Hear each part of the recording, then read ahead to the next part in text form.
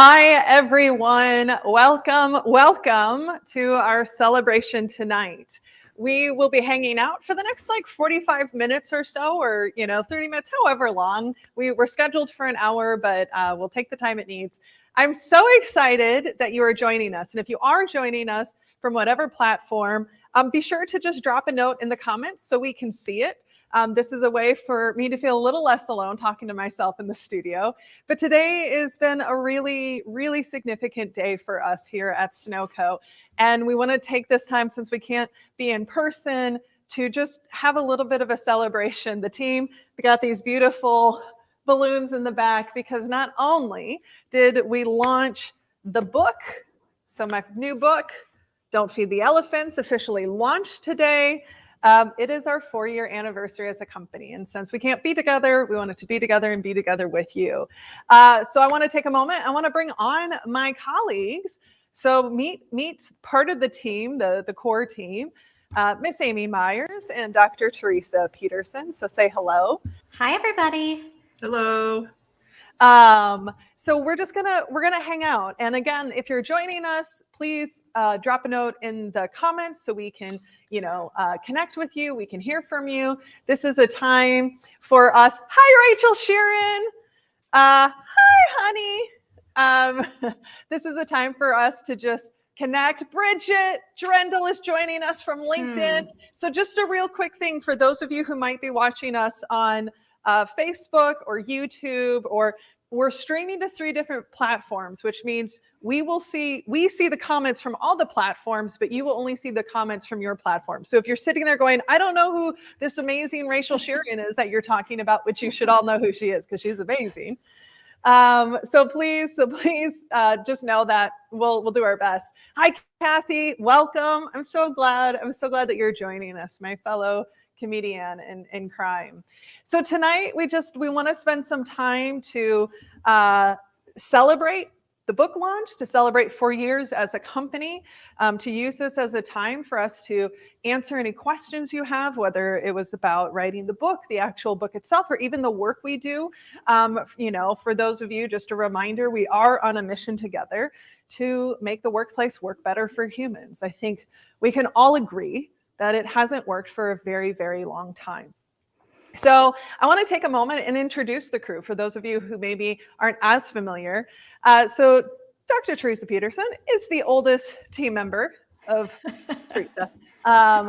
You earned that doctorate, though. I did. I did. She's our director of learning. She co-facilitates with me. She is a thinker with me. She writes, she researches, she's co-authoring our upcoming workbook that's based on it, and has been with us for 3.5 years. Is that right, Teresa? True statement. Yeah. True statement. Yeah. I have questions for you, but I don't know that they'll be interesting for everyone else. Yeah, she is the oldest, Kathy. Yeah. I'm the middle, technically, Kathy, but thanks for asking. And then Amy Myers, who joined us in January of last year and completely changed our lives when she joined us, and really helped us in a major way get infrastructure built, foundation. She's our chief of staff. It is not an understatement when I say she literally changed my life.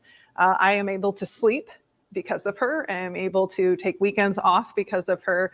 And she is always, really good at nudging, like, I'm going to nudge you, Sarah. Do you need to be the one doing that, or do we need to take that on? So she's technically, you're the youngest, Amy. I know. I've never been the youngest. I'm used to being the oldest child and just kind of like direct by command, and I'm trying to obviously change that. So yeah. I'm learning. But Sarah, I appreciate that. But I do want to say that working with you and Teresa has changed my life too. So I do want the love to go that way as well. So thank you. So much life-changing going on. I know. Today. There is. Don't you want to work with us? No, I mean, we're pretty great. All right, so feel free to ask questions. Teresa, I'll put you in the hot seat if you're good, because you're so good with your NPR, Yeah. interview voice. We've got a question from Rachel Sheeran. Rachel, This is a thing I'm wondering that you can put in the chat. How are you holding up, my friend on the East Coast? Are you impacted by that big storm? And Judy Peterson, no relation, but I wish.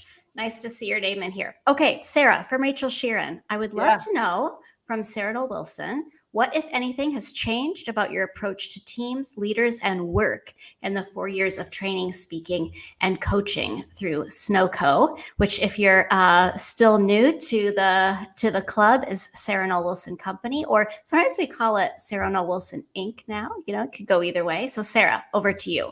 Yeah. I think I think that one of the biggest changes that's happened, and part of this was in part because of Teresa's role changing in evolution, that when I first started, companies were very much looking for what we would call event-based learning experiences. Like, can you come in for a single workshop? Can you come in, right, we have 2 hours. What can you do? We have a low trust environment, and what can you do in 2 hours? And I always knew from an adult learning perspective that was never going to be the most effective way, but I hadn't imagined what real robust learning could look like. I knew elements of it. So I think that's one of the biggest shifts for us, is we really are a learning company first, and bringing in that understanding just how the brain works. We have a couple philosophies, one that we call orbital learning, right? That every time we orbit a topic, we go a little deeper because we have new perspectives and new understandings, and we can circle around that, and we can go deeper and deeper. So we've really, while we still do event-based keynotes and breakout sessions and events like that, I think that the work we're doing now is much deeper and longer, and is resulting in much more sustained transformation. And Teresa, I'm curious to, throw that one over to you too, from the standpoint of your background from a learning perspective. Teresa and I could geek out about learning all night. So if you don't want to just hear us talk about that, Yeah. right, like ask other questions or bring comments, then, because she and I can go all night long just talking about brain and how we learn and all the ways we don't do it well in the workplace. That's true. I think one of the things I want to honor about the people who we have the pleasure of working with, and just people we're meeting, is people are requesting a shift away from the one and done. People want to see the learning realized. They want to see a good return on their investment, right? From the leadership perspective of investing in the training. So I think that's a big shift I've seen over the 4 years, is we have a different entry point, I think, with a lot of learners. I want to give a shout out to Momi from General Mills. We remember you and that great team. So grab the Cocoa Puffs. That's my cereal of choice, to Momi, and settle in. Good. Yeah, we could talk about learning all night, so I'll cut myself off for the good of the whole. Denise wants to know when I'm breaking out the accordion. That's the only reason you're here, isn't it, Denise? So she is back here. I'll play you off. I'll pull the accordion out to play you off. I'm not going to start there. I did too hard of boxing this morning, and I say that like I'm really in shape, and I'm not, but my arm's a little sore. So I'll play you off later. I want to just do a quick shout out to Kate Lake. She was my RA leader back in the day when I was an RA, and so it's really lovely to see you, Kate. That makes me almost want to tear up a bit seeing you on here. So again, please say hello, drop comments in. What are you curious about? There's questions we'll ask of each other. But again, you can ask questions about the book, about writing the book. You can ask questions to Amy and Teresa about the work we do with clients, or just what we're really passionate about, or even just some of the cultural stuff. We're really proud of the culture we're building at SNOCO. And I love Rachel Sheeran just bringing it with the questions. So thanks for that. Let's jump into Rachel's question. What surprised you most about the book writing process? there's a lot, and we talked about some of this at the noon one, so I'll hit on that real quickly because not everyone was part of that. The one was just like how vulnerable of a process it is. There were just times of maybe having some doubt or some wonder. Also, the thinking for a book is very different. I think for me, what I underestimated for the first probably year and a half of working on it, how much time it really needed, and that it isn't something that you could just like sit down and do for 30 minutes. Like, oh, I have 30 minutes free, and I need to hop into this. That I really needed to get into that, as Cal Newport would say, that deep work space. And I definitely, I underestimated that in the beginning. And once I figured that out, then I just knew like, I need a night or I need a day or Saturday morning for me to focus in on this. And just a quick shout out to my friend Rachel. She's currently working on her book right now, which is all about burnout. So if you aren't following Rachel Sheeran, she's an incredible speaker, an incredible MC, very passionate about burnout, which is something I think we can all relate to right now, of knowing that our reserves are just a little bit lower. So if you haven't connected with her, definitely do that, because I know she is working on an incredible book herself. The NPR host in me wants to say, that's Rachel Sheeran, Sheerin, Sheeran. What, I'm curious, I feel like I've, been chatting a lot. And Amy, I'm going to put you on the hot spot just because, it's time. Okay, it is. I'm trying to think of my question for you. What, like when you think about, so you've been with us a year, mm-hmm. and you've seen the shift, over this time. And, oh, hold on. Rachel asked a really good question, and then Bridget's got a really good one. Yeah. And we can actually open that up to everyone potentially too, the topic. For Bridget. Yes. Question coming in from Bridget. We gave a little shout out to Project 7 Design here in Des Moines. We got so many compliments of the bookmark and the peanuts, and that is my best friend, Bridget Drendel. Do you have wait, before we do that, because this group may not have seen it. So you've got to see it. We want to give some love. We want to give love to Project 7 Design. So if you are familiar with our design work, our branding, our logo, all of that is Project 7 Design. I've worked with Bridget and Kat since even before we were on our own. So we've been working together for 5 years. I always say that they helped me see this as a company before I could see that. But related to the book, a couple of cool things that they designed and created for us. One of the things that we'll have at our booths and when we do in-person events again eventually is we have these really sweet peanuts, right? That remind you to free the elephants. So they're stress ball peanuts, even with a little roasted nub there. So we think that's cute. But the favorite thing is the bookmark. So, and we will be putting these up on the website in the next week or so for people to be able to purchase. But it's a branded bookmark, or if you come into an event, we'll have them there, and it has the Curiosity First model. And this is all cute, and it's pulling from the book itself. But here's the best part. So here's the bookmark, and then so stupid cute. So the trunk is actually, actually the bookmark. So he's just, just there to remind you, right, that it's always in the room. Okay. So I just wanted to give some proper love to their design work. Absolutely, 100%. So our question from Bridget Drendel of Project 7 Design: do you have a favorite chapter in your book, Sarah?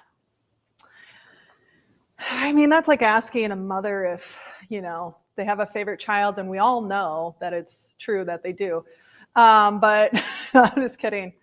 I think a book, or I think one of the chapters that's probably the most important one for me is the chapter on getting curious with yourself.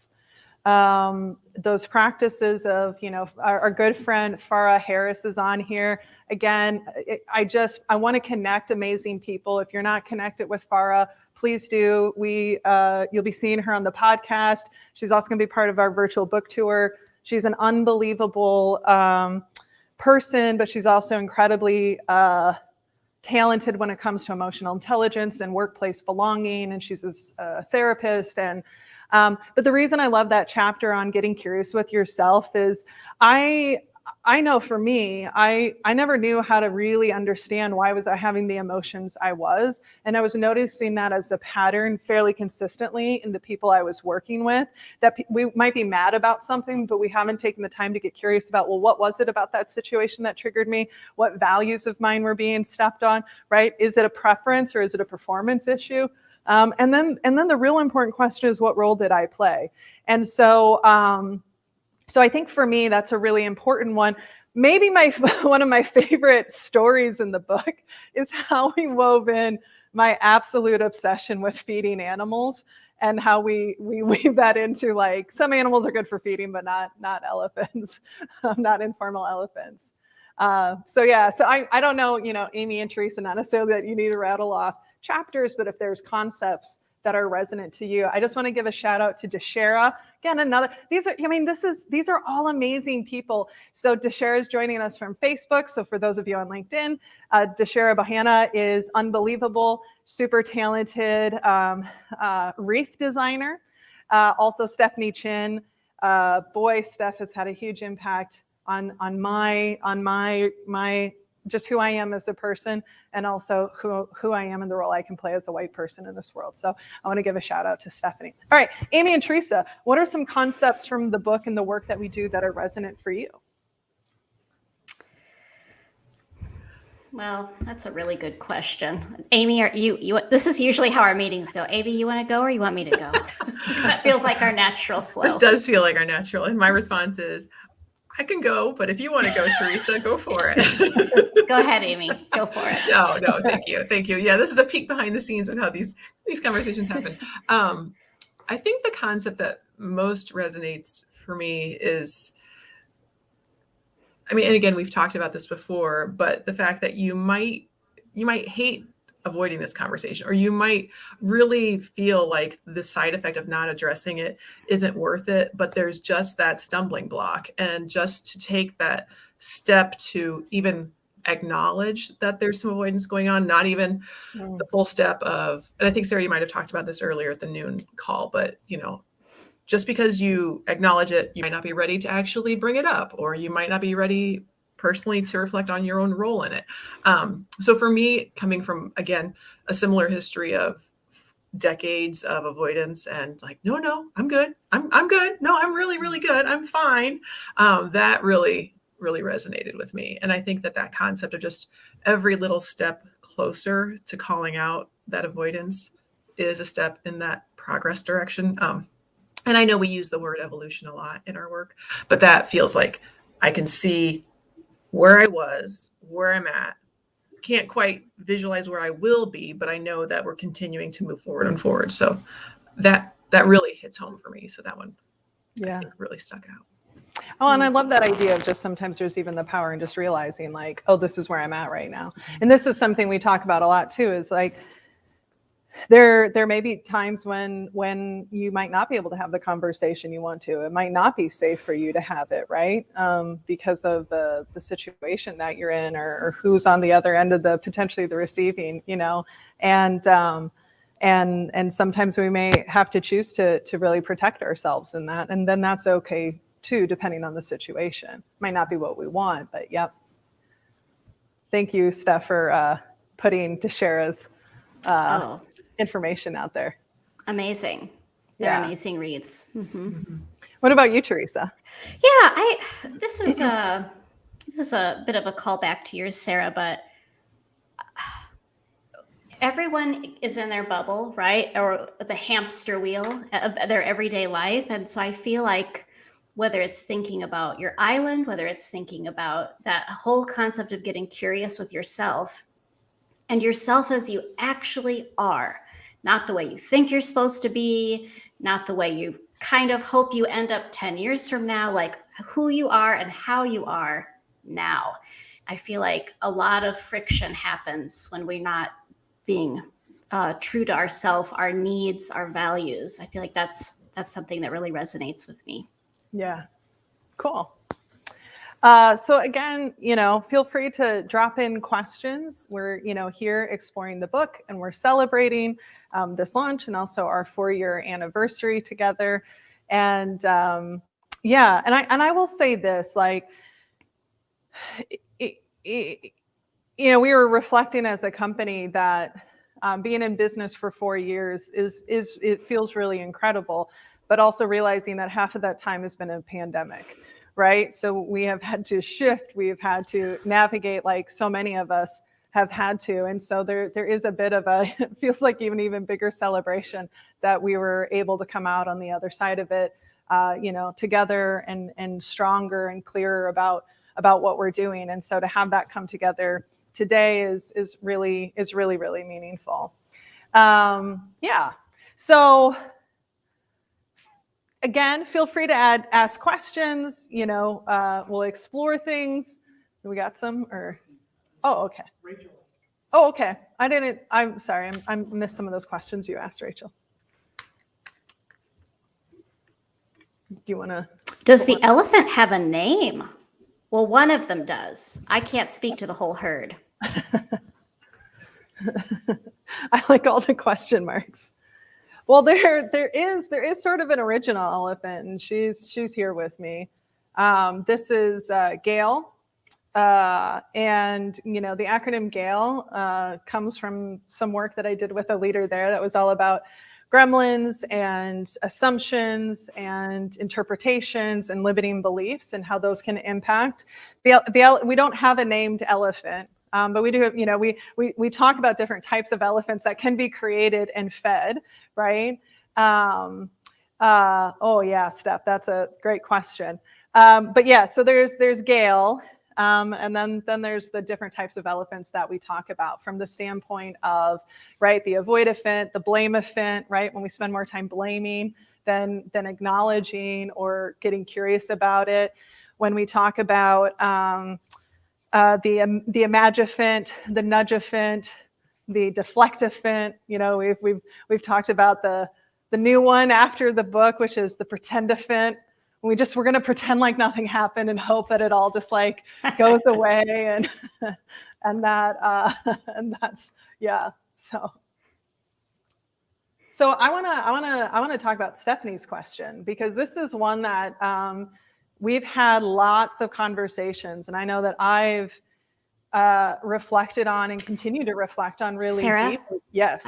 Can we read the question out loud for anybody listening in their car? The question from our friend Stephanie Chin. Sarah and I have talked about how a book reflects a snapshot, a moment in time. What are you itching to explore more in future work?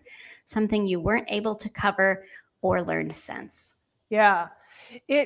So I mean, one of the biggest things is really understanding how avoidance shows up from a place of protecting power, and how it shows up from a place of white dominant culture in the workforce.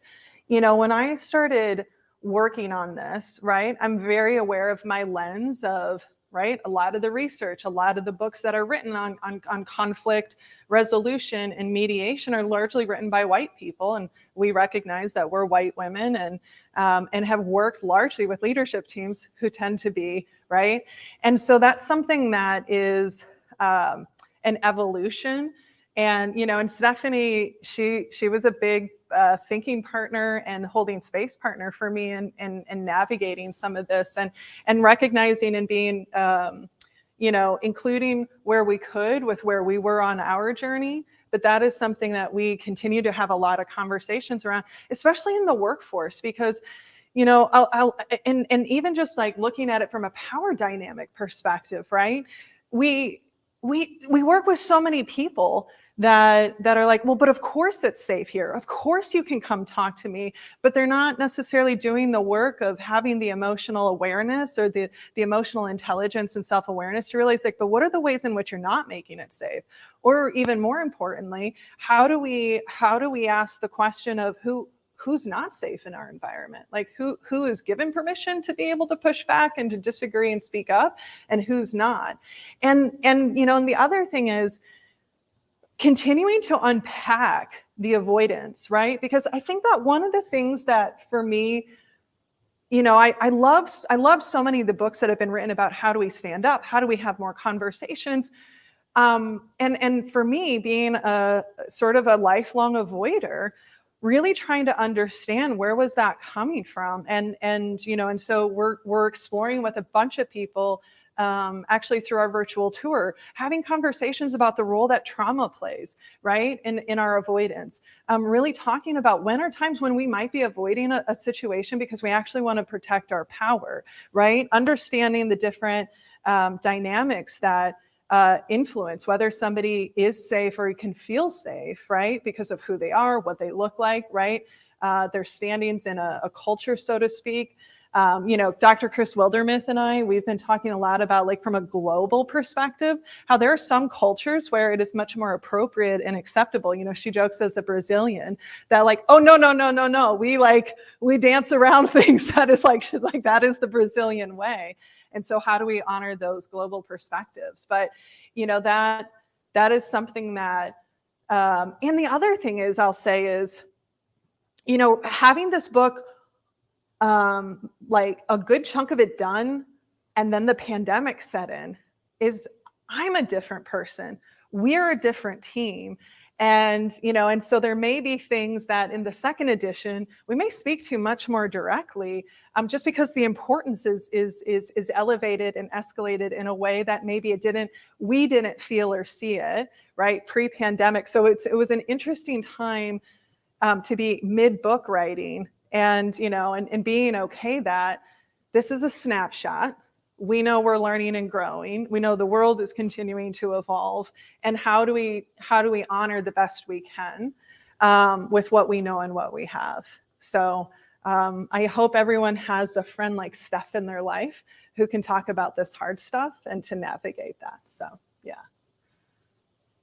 I want to honor another question from Rachel that came in. Teresa, how did you see the book change Sarah, and how do you feel it changed you? That's a good question. One thing, this is behind the curtain. I feel like we'll go behind the curtain for a minute.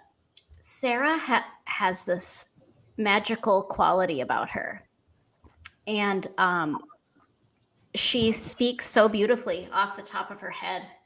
And for a long time, I feel like Sarah was like, I just have these ideas, like you chime in, Sarah. She had these ideas and they were just kind of in there. And so one thing I think that shifted is when we started to push on, those ideas came from a place, and that place is decades of rolling up the sleeves, reading, doing, like hard-earned expertise that I know in the beautiful constellation of your mind feels like a magical, I don't know, thing, right? And I don't know if I would say it's magical, but well, it certainly appears magical to many of us, for the record. But I think one thing that has changed, like over the course of the book, is really being able to bring all of that expertise in to a focus that can be delivered in a new medium, right? Oh, yay, Alex. Hi, it is magical. Yeah, shout out to Alexandra Marie. So I think that was something that was cool to see change in your process, right? Was stepping into that it wasn't just maybe by chance or whatever, that this was the real deal, which I know you knew, but presented in a really succinct way. And then I think one thing that changed me, the content clearly has pushed me quite a bit in a lot of ways. And I think it's pushed our partnership in really great ways too, right? And even pushing back on some of the ideas, or, like coming from a loving place of saying, like, this isn't as clear as I think it needs to be, or the what ifs, or it was a real pleasure to be part of that process. So thanks for letting me push your buttons, Sarah, and make you take this beautiful balloon bouquet and bring it down into... and this is a good example of why it's so important to have teams made up of different thinkers and with different backgrounds and different lived experiences, right?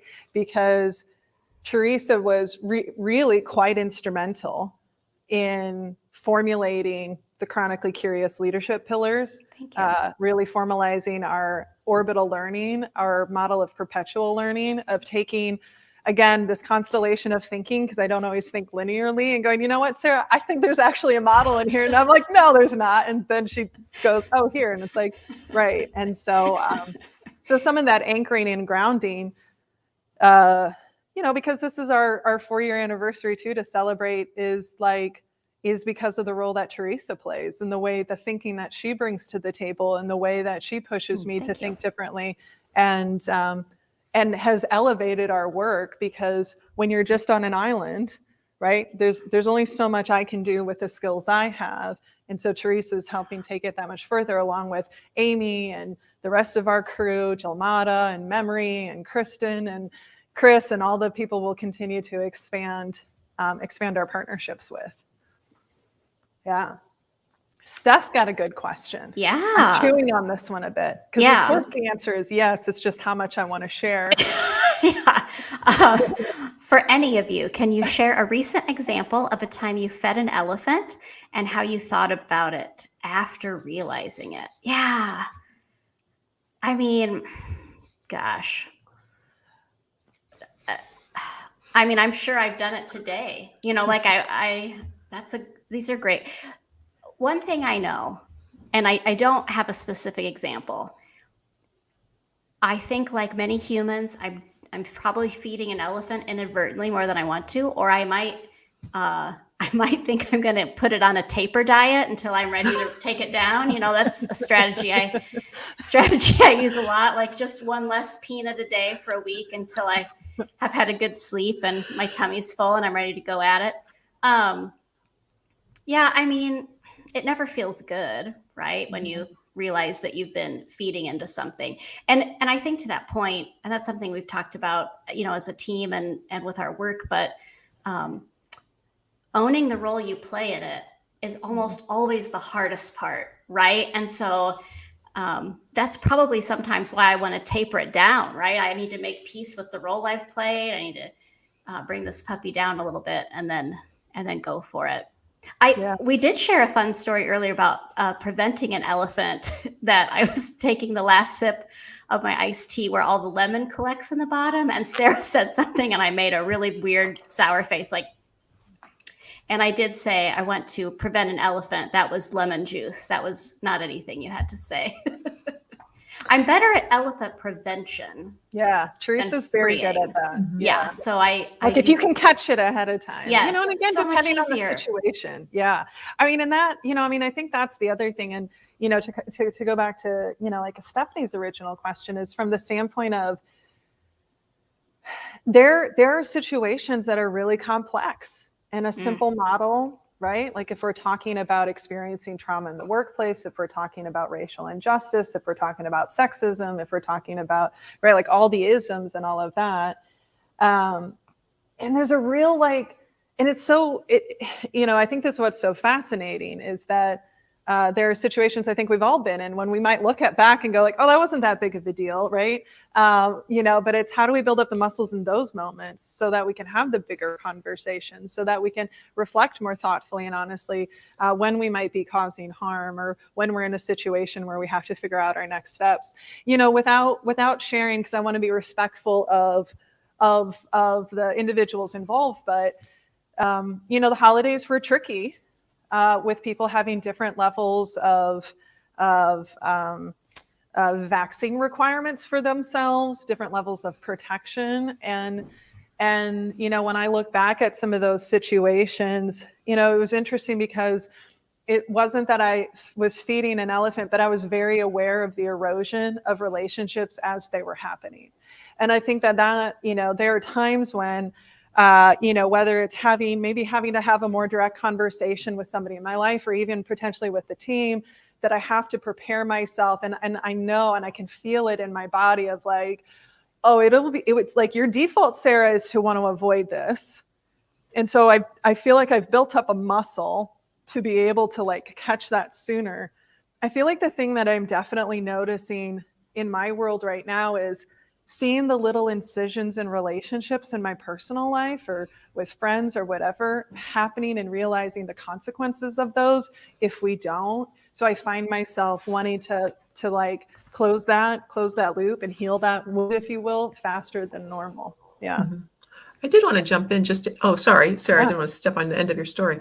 But I did want to jump in because Stephanie's question is really making me kind of realize a new connection between the work with intentions versus impact that you do or we do, related to elephants, because my use of an avoidant doesn't really match my intention to try to be fully present in a relationship. But the impact is that I'm feeding that elephant every time that intention doesn't match the actual outcome. Or the same way with the deflectavant or, the blame event. Like if I am feeding that elephant, I'm undermining matching up what I really want to have happen with the actual impact of my words and my actions. So that's just kind of that's blowing my mind a little bit right now that there's sort of a direct correlation there. Yeah, I love that. Yeah. Casey, hi Casey. Hi Casey. It's so lovely to see you come up. Casey used to be a fellow improviser with me. He was a brilliant pianist who would accompany us back in my days of improvisation. And Casey asks, Sarah, for all the people listening or watching in their car while their child's at an activity, let me read this aloud for you. Sarah, did your background in improv theater help with writing this book? Are you still involved with improv? Yeah, so I'll answer the second one first. I'm not formally, I always say you can take the girl out of improv, but you don't take the improv out of the girl. There's so much about improv that does influence me, right? For those of you who don't know, spent 10 years doing improv with a local troupe, Comedy Experiment in town. And, I think from the standpoint of having a willingness to play with this metaphor and get really creative with that, definitely helped. Just the willingness to say yes to like, well, where does this go? And what is this, just the willingness to say yes, I feel like serves us so much in our work. And to, just to be willing, instead of like, well, it has to be this, and this is where it needs to go, because the book that got printed is very different than the book that started. And just like we're talking about, will be different than the second edition or the workbook that we're working on now, or whatever the second, Teresa and I've already started our list of what's book 2. But just that willingness to say yes and go, well, yeah, let's just explore it. Well, how do we play with this? And, and also just that, like, that deep listening that is critical. And I know that I don't know if Kathy is still on, but she's a fellow improviser, right? There is this like deep listening and connection, and the best improvisers are fully committed to each other and to what they need to accomplish. And they know that, right? Like your role is to make the other person look good, and their job is to make you look good. And I've always just like wondered what the world be like if more of us like showed up in this way. So I appreciate that question, Casey. Rachel Sheeran is asking, how did it feel to hold the book for the first time? And what's been the best part of today? So I want to tell a story. Let's see. I want to be careful about what I share. So, okay. Because of shipping delays, also because of just some editing stuff we caught when we were doing the audiobook, I wasn't able to hold the book before it got published on Amazon. There was a bit of grief there, right? Like, you see everyone get the box and they, get to have that moment. And I remember having this moment of like, oh, someone else is going to hold it before I get to. And it won't matter after that moment. But it did for a little bit. So I was washing my hands, and I happened to look at the phone, and my cousin Tina posted a photo on Facebook on Friday of receiving the book. And that was the first time that I had seen the book in its sort of manuscript form. And I just was so overwhelmed with emotion. And then I realized she has no idea that like that caused that. So I sent her a message, and it was really sweet to share that with my cousin. And to finally hold it is, when you work on something for so long and you worry about it and you think about it and it's on your mind and you wonder, Will it be good enough? Will it have the impact that you want? And right, just the thousands of hours. It was pretty emotional. But I will say, not as emotional for me as seeing my parents get to hold it for the first time. That was really, really special to see them. And they might be paying attention right now. So hi, Mom and Dad. I know you're probably nervous about putting in the chat that I'm somehow going to bring you on screen. There's no way I can do that. But it was a really special moment to see, my mom cradle it like this little grand book baby. My parents are incredible. I'm very, very fortunate, and I don't take that for granted. So it felt really incredible, Rachel, and I'm so excited for you to have that experience too. Yeah. And what's been the best part of today? Ooh, boy, do I wish everyone can get, it is so overwhelming to have the amount of support, and public support, right? Like having the public support, having, all the acknowledgments, seeing the book resonate with people who were able to get the pre-read. It's literally overwhelming. And I was telling Teresa and Amy that I've always been a voracious reader, and it's a little surreal to me to see the cover of this book in list with books that have shaped me for so long. So that's really meaningful. So my commitment is I just want to keep showing up for people like you've all been showing up for me today, because it is unbelievable. Becky, there's, if we can tag Becky's comment, I think we need to highlight that just for a second, Let's chime in here. Becky, yes. Becky, definitely some amazing siblings. Becky's she starts our crew of siblings. I have an incredible family, and yeah, there's been a lot of love in the chat. And so I just, want to thank them too. I've just basically been in tears. If you want to be totally honest, just it's almost been too much, and in a really amazing way. And I really hope that people have people who love and support them in the way that we have felt today. So, yeah. Cheers to that. Yeah. Melissa Hoover asks, what's the most unexpected part of the book writing journey that you either ended up enjoying more than you planned or challenged you in a positive way? Love that question, Melissa. Tell us about a productive struggle. Yeah. I think, when you get to the point of editing a book, you go through so many rounds, and I think there's I both enjoyed it and it was really challenging, and we talked earlier about, right, with Steph's question, because she's been on this journey with me of realizing that, my journey and where I am and my understanding of things like systems of oppression and power dynamics and where am I in my ability to be able to really effectively tell those stories, right, is different than where I am now and different than I will be. And also just acknowledging the fact that it is just a snapshot. And, my publisher had to keep being it'll never be done, Sarah. You'll never be done. And the scribe that I worked with, Jessica, who was incredible. I worked with two amazing scribes, Allison Larkin and Jessica Burge. And Jessica would be you can't give them everything. And so knowing that, you're going into fine tuning it was really enjoyable, because there were obvious places. It was really clear. It's kind of I don't know, doing finishing touch-ups. It's very clear where we need to clean up. It's very clear that this is done. But then the flip side was, you just want to keep touching up. And at some point you have to be okay that this is a snapshot of where you are and where the thinking is, and to trust that it'll evolve, because we're curious enough to let it. Yeah, that's a great question. For me, it's all the stress eating. Oh yeah, no, that definitely happened, Rachel. Lots of Oreos. Yeah, hi, Melissa.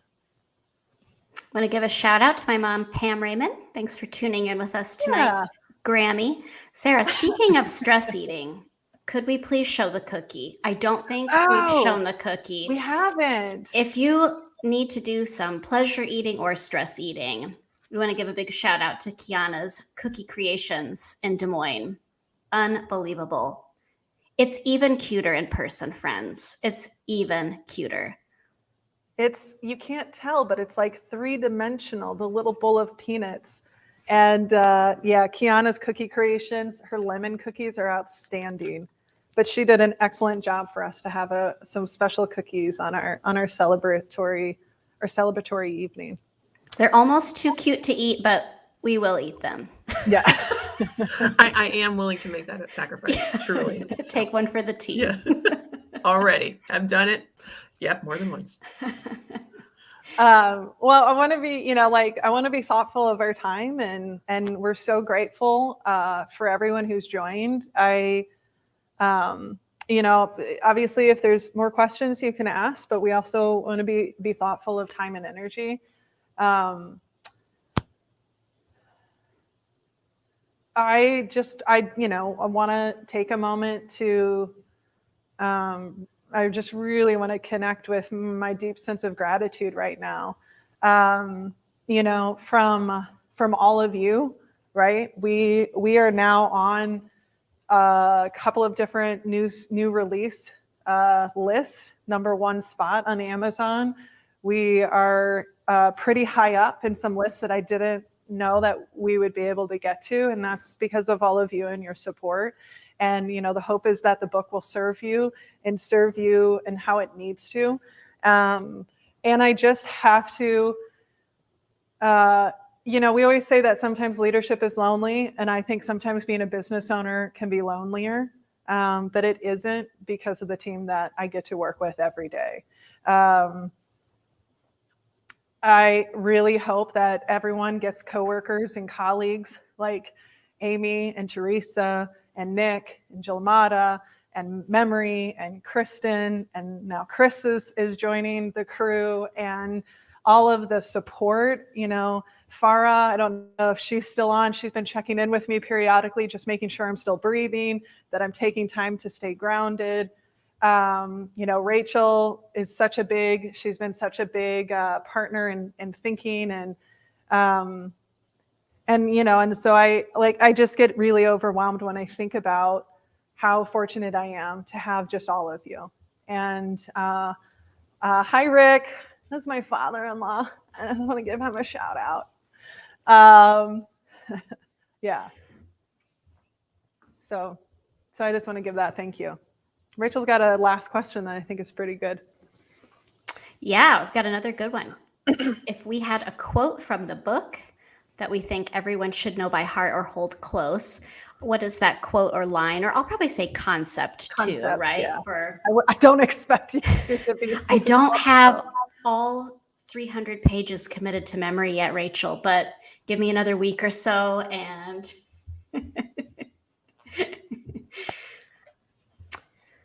I think a couple for me, like in a really simple way, but and I forget how I wrote it, but when we're avoiding an uncomfortable conversation, we're also avoiding connection as well. That there can be things we could be gained by overcoming that avoidance. The other is hard work is hard work. We're complex. We're complex humans that have a lot of experiences, a lot of hardships, a lot of protection mechanisms, a lot of bias, right? Like there's a lot going on with us. And so just understanding that this isn't easy work. So yeah. Thank you, Joey, for that one. I appreciate you sharing. What about you, Teresa and Amy? I just want to highlight Joey's share for everyone who maybe can't see this comment. Oh, yeah, thank you. One of his favorites from Sarah's work is we can influence someone's feelings of trust, but ultimately we don't get to decide how trustworthy we are, right? And the flip side is that the other person does, which is such a great reminder. I think, something that sticks out to me in this is in the work of these conversations is about the work of trust, right? Those are one and the same, and that trust is impossible to build at the moment we need it, right? And so that idea of always checking in when it's small and it's so much easier to deal with. Like when you see that first peanut shell, just picking it up and asking about it. And that the work of overcoming the avoidance it's not easy, but it's not as hard, I think, in a lot of cases as our brain tells us it's going to be. That's definitely been just an aha concept for me. Amy, what about you? That's really powerful, Teresa. I really like that.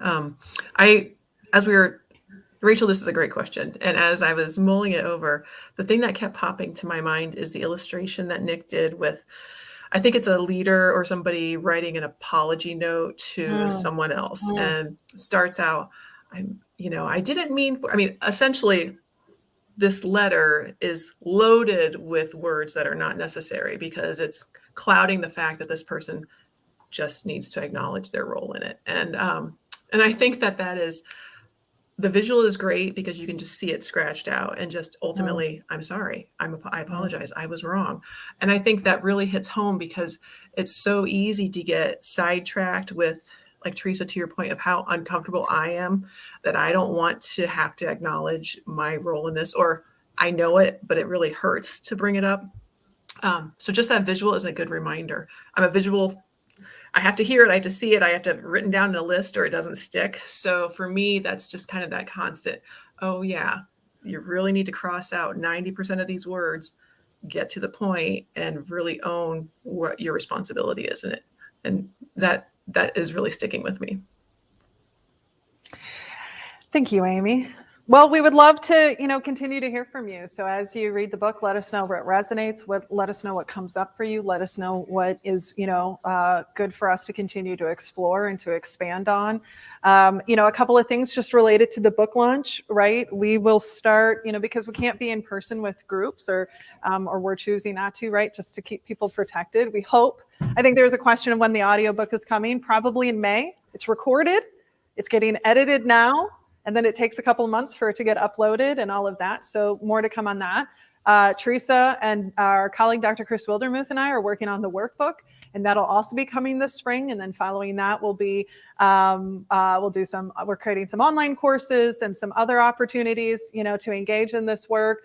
But over the next week, like the next month, every week, we're going to be doing different live streams where we'll be interviewing different people. Today was about celebration, but this work isn't easy work. And we'll be talking, I mentioned Farah Harris, we'll be talking with her.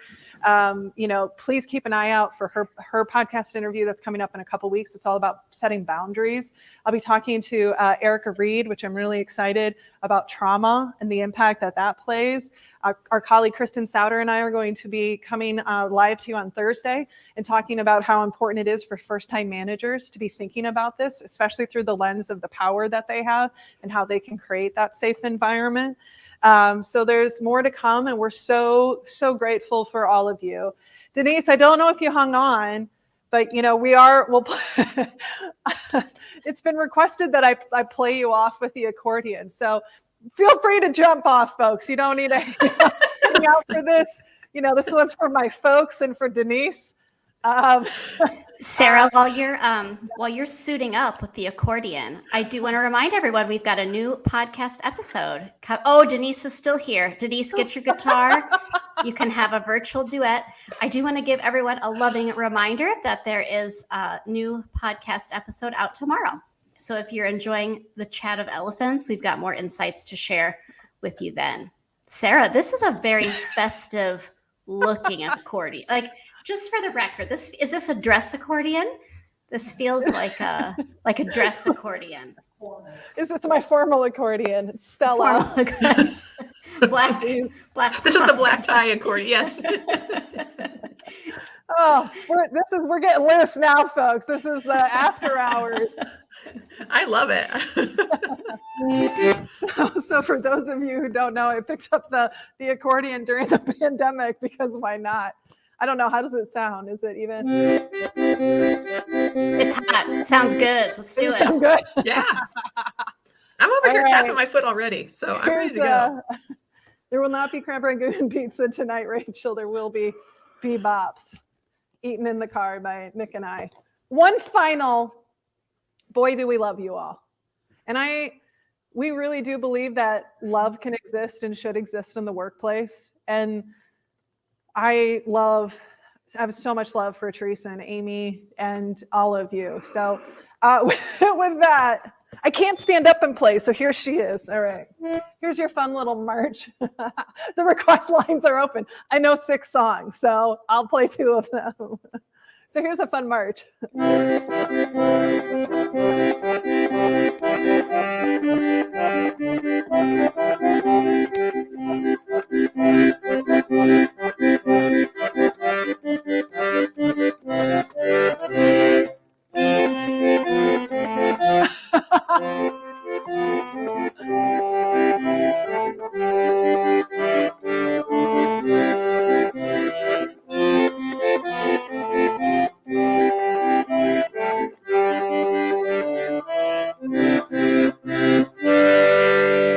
Right, the dramatic pause.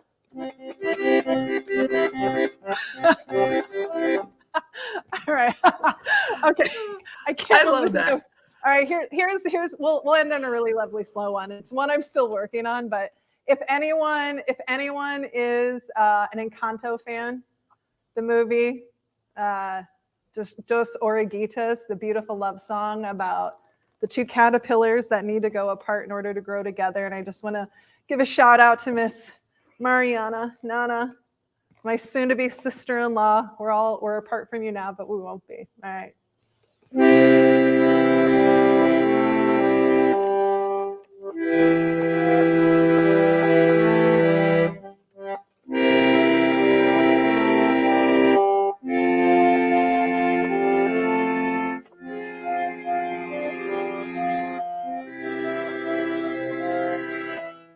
Then we jump up to an E minor.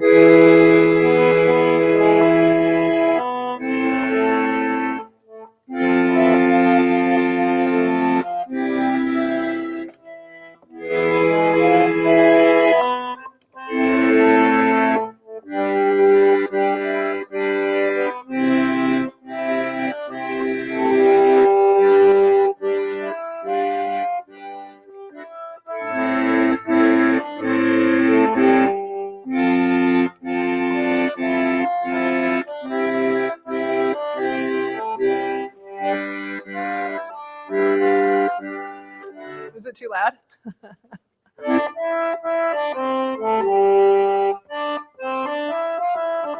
There we go. Nick was pulling his headphones up. So that's Dos Oruguitas. So with that, happy anniversary, Snowco. Happy book launch. Thank you all so much from the depths. Oh no, I can't do We Don't Talk About Bruno. I'm gonna learn it, but I don't know it yet. So I'll get there, Denise. Thank you all. Thank you. If we were in person, we would hug you after we all had cookies. And yeah, Sarah, can you I'm looking at, okay, the serious question, funny question. Where are you ticklish? That's I don't know if that's appropriate.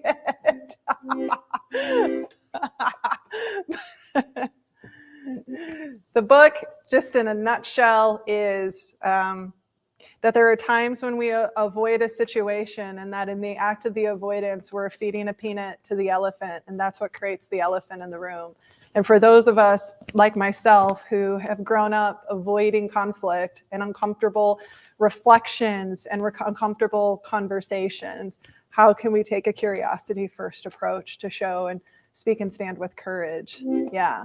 And I'm not going to answer the ticklish part, unless, but I do like to laugh. All right. Well, we're going to wrap up because it's been a heck of a day for us. So we love you all. Thank you all so much. We're so excited to be on this journey with each of you, and we're so grateful for your support. And yeah, so thank you all. Be well. Don't forget to drink water. Stay safe. And we'll see you on Thursday for those of you who join us on our book tour. So, all right. Take care, everyone.